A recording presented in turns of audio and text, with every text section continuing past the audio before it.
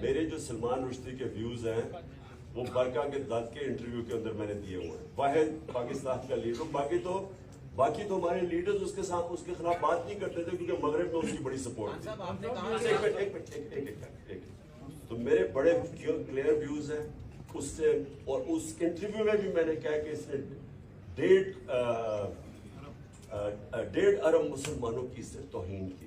میں نے بڑا واضح ہے.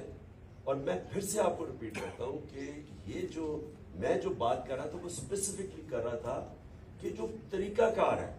اور میں پھر سے آپ کو کہتا ہوں کہ اگر آپ یہ اس کو الاؤ کر دیں گے, اجازت دے دیں گے, جو سری لنکا کے اندر انہوں نے اس کو فیصلہ کیا کہ یہی اس نے کیا ہے توہین, اور ساروں نے پکڑے جلا دیا اس کو. آپ کو اندازہ نہیں ہے کہ اس کو ملک کو کتنا نقصان ہوا. میں پرائم منسٹر تھا, باہر کے لیڈرز کی کالز آئے مجھے, جو لوگوں کا جو باہر کے پریس میں ہمارے کیس لکھا گیا. سو اس لیے جس وقت آپ وہ انڈورس کرتے ہیں نا, آپ دروازے کھول دیتے ہیں. کہیں بھی جا کے کوئی فیصلہ کرے جی فلاں نے توہین کیا اس کو مار دیں. اس کے میں صرف پروسیجر کے پوائنٹ تھا.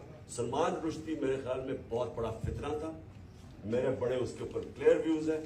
میں اس کو کہا کہ میں کبھی کسی فورم کے قریب ہم نہیں جانا چاہتے جدھر یہ فتنہ, جس کو پتا تھا کہ مسلمانوں کو ہوتے ہوئے اس سے تکلیف پہنچائی.